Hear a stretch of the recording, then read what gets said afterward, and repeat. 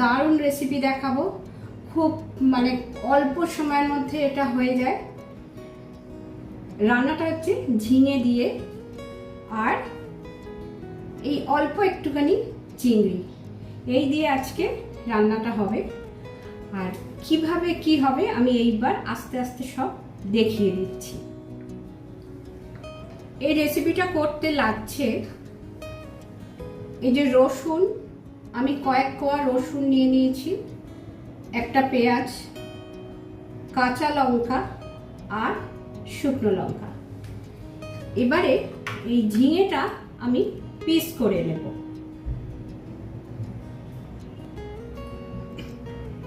ঝিঙেটা শুধু এই শিরাগুলো আমি ছাড়িয়ে নিচ্ছি, বাকি খোসা একটু আধটু। ঝিঙেটা 4 টুকরো করে ভাগ করে নিয়েছি। আর প্রসঙ্গত বলি, পুরো ঝিঙেটা আমি দেব না। আর এখানে চিংড়ি আছে 10টা মতন, এরকম ছোট চিংড়ি। ঝিঙেটা আমি পুরোটা দেব না, আমি 4টে টুকরো কেটে নিয়েছি, তো আমি এইখানে এই 3টে টুকরো দিয়ে আমি রেসিপিটা করব। আবার আমি পিস করে এবারে আমি একটা কড়াই বসিয়ে দিচ্ছি।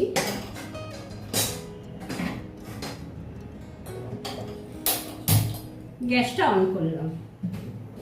একদম বেশি সময় লাগে না এই জোগাড় যন্ত্র করতে আর গ্যাস জ্বালাতে, কড়াটা শুকাতে যতটা সময় লাগে।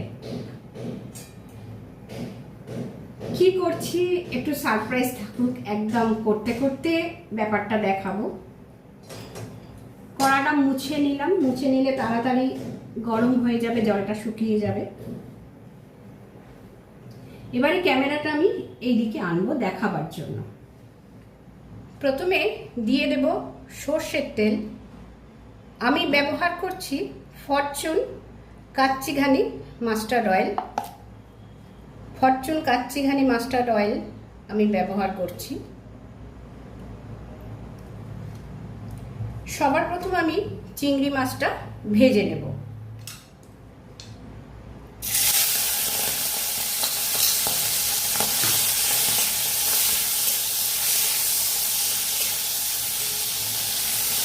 খুব হালকা করেই ভাজা হয়েছে, আমি তুলে নিচ্ছি। দিয়ে দিলাম একটা শুকনো লঙ্কা।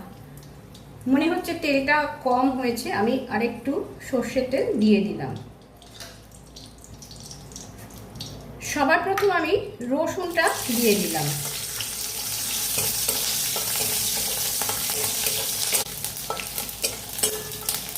রসুনটা একটু সামান্য লালচে হলে আমি ঝিঙেটা দিয়ে দেব। ঝিঙেটা দিয়ে দিলাম।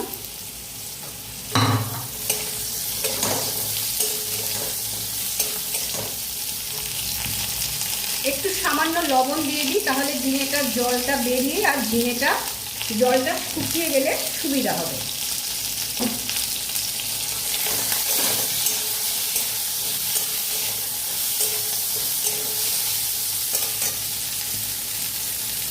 সাথে একটা কাঁচা লঙ্কা দিয়ে দিলাম। ঝিঙেটা একটু নেড়ে নিয়েছি, এবারে আমি একটা পাত্রে তুলে নিচ্ছি।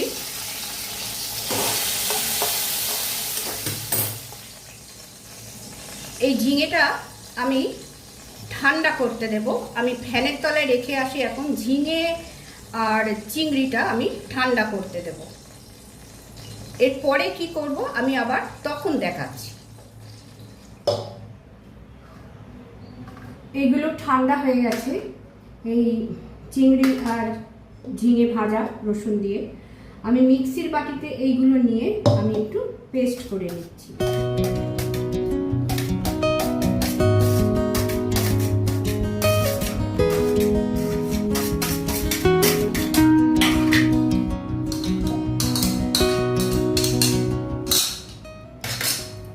ঝিঙে আর চিংড়িটা আমি নিয়ে নিলাম।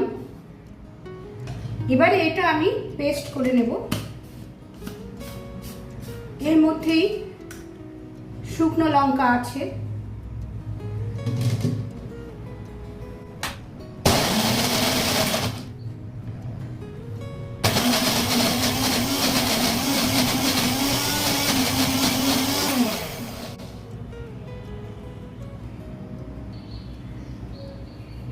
এই যে পেস্ট হয়ে গেছে, এবারে আমি এটা একটা পাত্রে নিয়ে নেব। তারপরে আবার কি করছি সেটা আমি আবার পরে দেখাচ্ছি। সর্ষের তেল দিয়ে দিয়েছিলাম, দিয়ে দিলাম একটু কালো জিরে। এই রান্নাটা, এই ঝিঙে চিংড়ি বাটা রান্নাটা আমি আমার বোনের কাছ থেকেই শিখেছি। ও যেরকম যেরকম বলেছিল অ্যাকচুয়ালি একদম সেরকম আমি ঠিক মনে পড়ছে না। আমি আবার আমার পেঁয়াজ দিতে বলেছিল, আমি আজকে পেঁয়াজটা দিচ্ছি না। পেঁয়াজটা দিতে আমার আজকে একটু অসুবিধা আছে। পেঁয়াজ দিলে খেতে হয়তো আরও একটু ভালো লাগবে, কিন্তু আর একদিন করবো আমি পেঁয়াজ দিয়ে। আজকে শুধু রসুন, চিংড়ি আর ঝিঙে দিয়ে করলাম। এটা বেশ একটু ভালোভাবে নেড়ে নেব। একটু হলুদ দিয়ে দেব,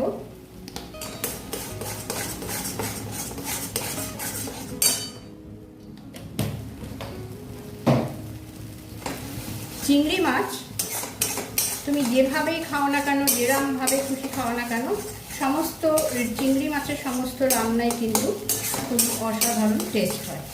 তাই আমি যেরকমভাবেই করি না কেন, অ্যাকুরেট ঠিক সেইভাবে না করে যদি অন্যরকমভাবেও করি তাহলেও কিন্তু তার একটা খুব সুন্দর স্বাদ হবে। এটা এইবার আমি কড়াতে নাড়তে নাড়তে একটু বেশ শুকিয়ে ফেলবো, ভর্তা মতো করে ফেলবো। আমার ইউটিউব পরিবারের সমস্ত প্রিয় বন্ধুদের জানাই আন্তরিক শুভেচ্ছা। আশা করি তোমরা খুব ভালো আছো, সুস্থ আছো। কুমকুমের রান্নায় আজ দেখছো ঝিঙে চিংড়ির ভর্তা। আর আজকে আমার এই রেসিপিটা যদি তোমাদের খুব পছন্দ হয়, আশা করি তোমাদের খুব পছন্দ হবে। যদি ভালো লাগে, পছন্দ হয়, তাহলে একটা লাইক করে দেবার অনুরোধ করলাম। আর যারা এখনো আমার চ্যানেলটিকে সাবস্ক্রাইব করে ওঠোনি, যদি আমার চ্যানেলের রান্নাগুলো ভালো লাগে তাহলে সাবস্ক্রাইব করে দেবারও অনুরোধ করলাম। শুকিয়ে ফেলতে একটু তো সময় লাগে, তো তোমরা একটা কাজ করতে পারো। এই মানে এই যে এটা নাড়া হচ্ছে, এটা যদি বেশি জল জল থাকে তাহলে সামান্য একটু আটা কিংবা ময়দা দিয়ে শুকিয়ে ফেলতে পারো। নয়তো এমনি একটু বেশিক্ষণ গ্যাসের ফ্লেমটাকে কমিয়ে দিয়ে রেখে দিলে শুকিয়ে যাবে। এই তো এইটা যেরকম হয়েছে, এর থেকে বেশি শুকনো করার দরকার নেই, এটাই ঠিক আছে। তাহলে রেডি হয়ে গেল আজকের ঝিঙে চিংড়ির ভর্তা।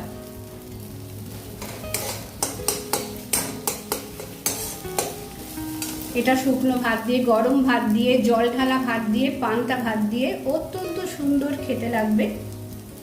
তোমরা তাহলে খুব তাড়াতাড়ি একদিন বাড়িতে তৈরি করে ফেলো। আর অতি অবশ্যই আমাকে কমেন্ট করে জানিও, একটা সুন্দর কমেন্ট করে জানিও এই রান্নাটা, এই চিংড়ি ঝিঙে একসাথে ভর্তা, এই রেসিপিটা তোমাদের কেমন লাগলো।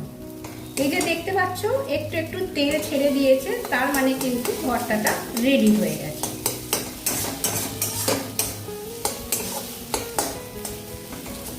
আমি গ্যাসের ফ্লেমটা অফ করলাম, করে এবার আমি একটা ছোট্ট পাত্রে তুলে নিচ্ছি।